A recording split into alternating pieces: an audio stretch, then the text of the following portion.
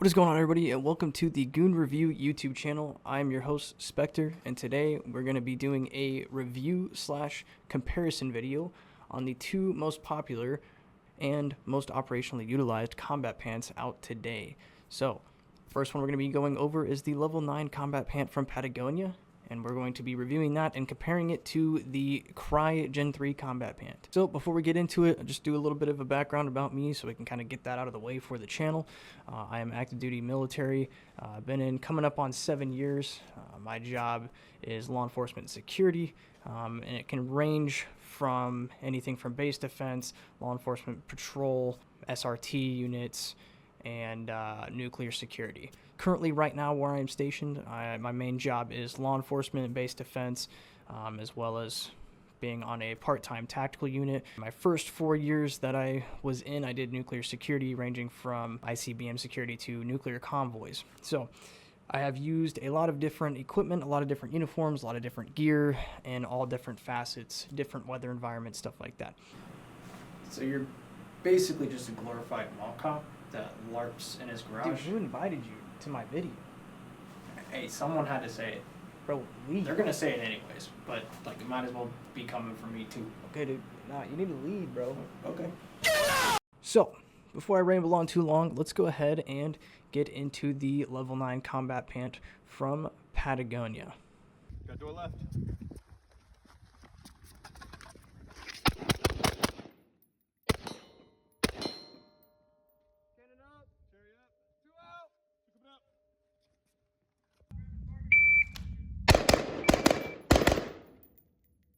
Alright, so starting off with the Patagonia combat pants, down by the ankles you do have Velcro retention that you can adjust the pants at, just like the Cryes. The only difference is that they are a little bit smaller, and you're going to have a multicam pattern female Velcro on the pants too. So instead of that tan that you'd see with the standard multicam Cryes or solid colors, you have that multicam Velcro. The pants also do have little cargo pockets down by the ankles, very similar to the Cryes as well. So if you want to put a tourniquet down there or any other accessories that you have those ankle side pockets to be utilized. Now moving on up to the tension straps for the knee pads, you actually have one above the knee and one below the back of your knee, and there's two on each side of your knee. So instead of the singular one with the Crye pants, you're going to have two above the back of the knee and below the back of the knee, which this is very nice for specifically the Patagonia knee pads, because they are a little bit bigger in size than the Crye knee pads.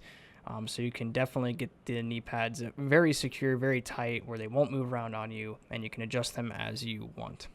Continuing up top, the Patagonias do not have back pockets. That's going to be a big thing for some people. Definitely keep that in mind. You still have your standard cargo pockets on each side of the thighs here. Plenty of space to keep whatever you are going to be utilizing. Extra equipment, canteen, magazines, stuff like that. Working around to the front, you have your standard pockets. These are a little bit more shallow than the Cryes, so you won't be able to fit as much stuff as you would with the Crye standard pockets. Then you have your top thigh pockets that everybody loves. It's perfect for holding dip cans, notepads, if you have a smaller wallet like a Ridge wallet, things of that nature. I usually keep my phone in there, but pretty similar to Crye. Only difference is that they don't actually have the retention bungee strap to heighten the knee pad positioning. All right, moving on to the Gen 3 Cryes. First thing you're going to notice is about the same positioning for the Velcro strap towards the ankle. You have your ankle pockets as well, but the biggest thing is the actual Velcro strap area is a lot larger. The female Velcro side is larger. The actual tab is larger, so it can be a little bit easier where you can kind of quickly adjust it and not have to worry about missing that female Velcro, since there is such a larger surface area for the Velcro itself. Okay, so now working around to the front of the Gen 3s, you still have your thigh pockets, side cargo pockets, and your singular Velcro retention straps behind the knee. So these are very good, very well made for the Cryes, due to the fact that they are so thick. The tabs are thick, the Velcro area is thick. So you're really getting a large surface area with that. With Crye's knee pads being a little bit lighter, you don't really necessarily have the need to have Velcro straps on both sides of the back of the knee. These do work fine, although if you have smaller legs, you can over tighten them and the knee pad can favor the side of the retention if you're taking a knee, but that's kind of a minor issue. We also have zipper back pockets on the Cryes. These are pretty deep. You usually don't use them, but you can utilize them. You have your standard cargo pockets. The difference here with the Cryes and Patagonias is the Crye has a bungee retention cord inside the cargo pocket. You can use that to secure an extra magazine, rifle mag, AK mag, or water bottle, things of that nature, so they're not moving around. This could be good for noise discipline stuff as well, fitting more things in those cargo pockets.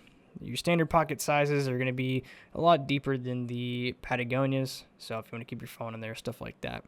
And then the thigh pockets, roughly around the same size as the Patagonias, but they do have the bungee cord strap, so you can actually adjust the height of your knee pad placement. This is actually huge for the Cryes.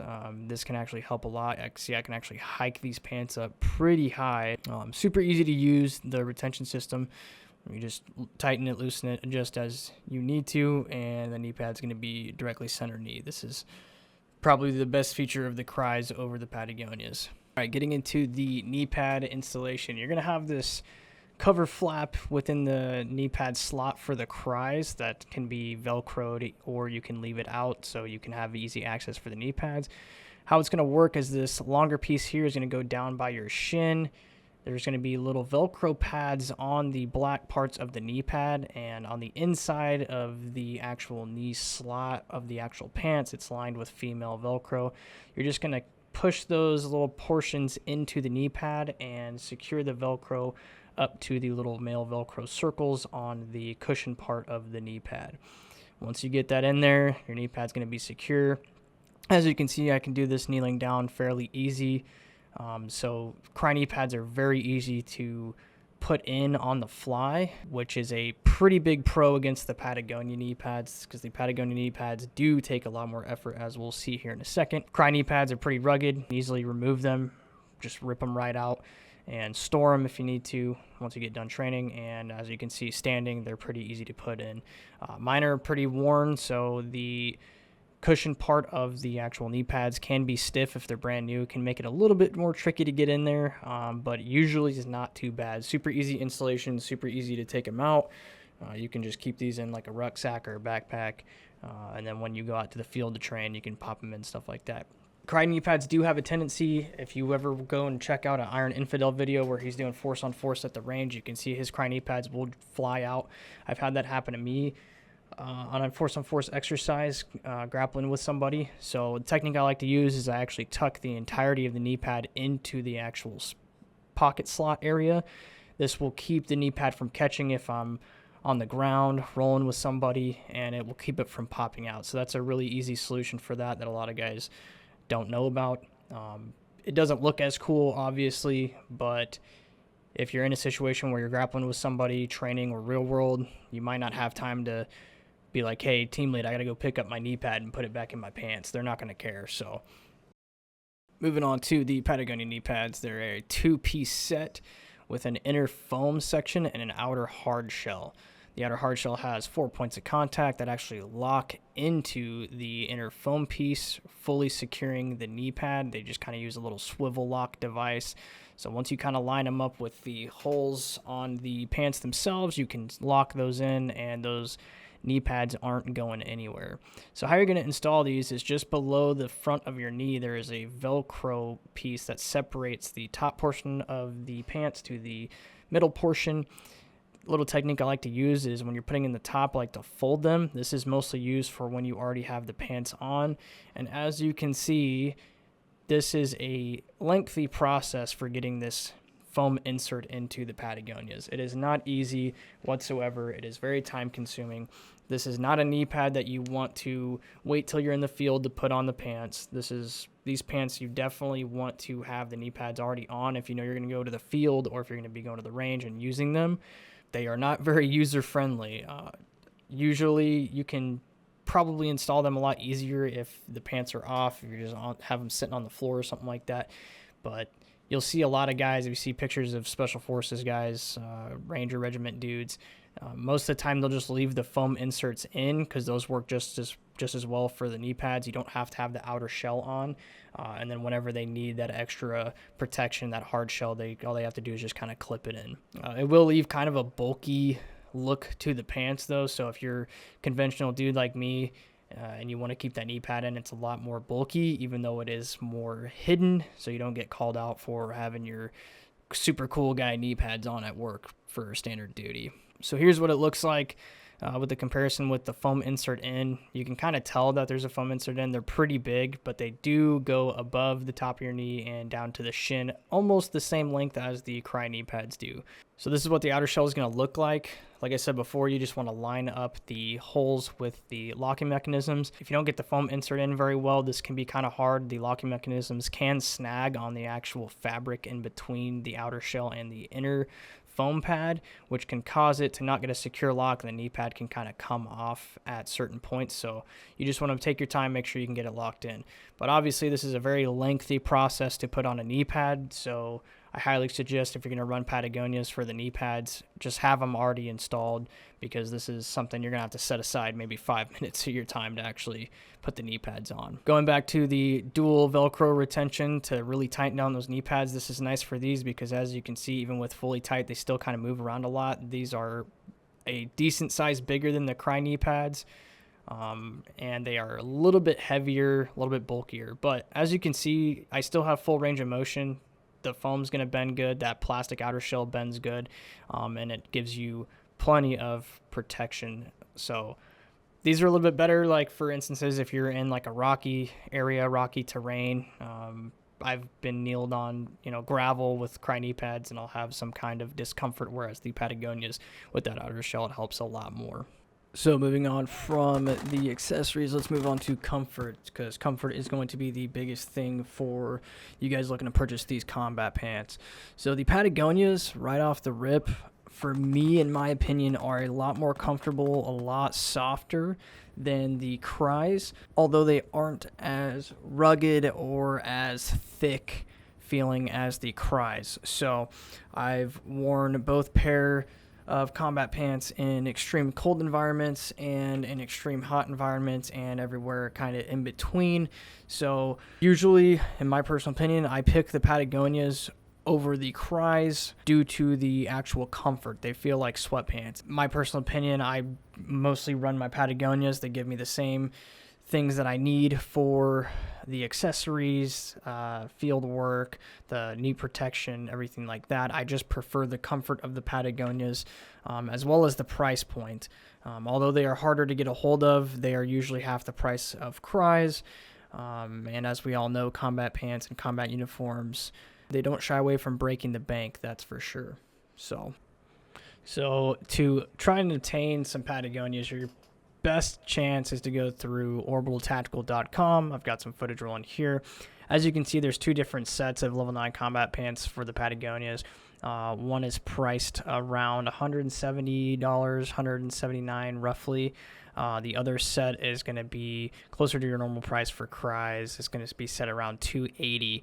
The difference is that they are secondhand, so the cheaper versions is going to have the potential to have wear and tear. So when I got mine, the inside of the main pockets had some tearing and stuff like that. I've bought 2 sets total. One of my sets had some ink stains on them, but that's going to be kind of the biggest thing that you're going to see there. You can also snag the knee pads from that website as well, which is what I've done also. Moving on to Crye's website. A lot easier to grab some combat pants from Crye because you can just go directly to their website, get what you need to get, sizing, camo pattern, everything of that sort. Unless you're looking for a custom camo pattern, you're going to either have to find a custom tailor that makes replicas or find old camo patterns off of eBay or something of the sort. But these are going to be priced a lot higher because they're going to be brand new, straight from the manufacturer. And as we all know, Cryes are not cheap, but this is going to be your best bet if you want to snag a pair of Cryes.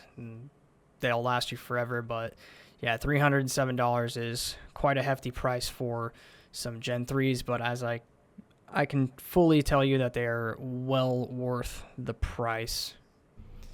All right, guys, so that's going to do it for me with this review and comparison of Patagonia versus Crye Gen 3s. Hopefully this information has kind of helped you to pick which one you want to go with. Obviously, like I said earlier, the Patagonias, they're going to be a little bit cheaper if you get the secondhand ones. Mine that I got super lucky. They were super, super high quality, just had some wear and tear and the main pockets, so nothing too crazy. I've had a couple pairs of Cryes. I've also got a Ranger Green set, and I've got a replica set that's full denim, so that's kind of neat.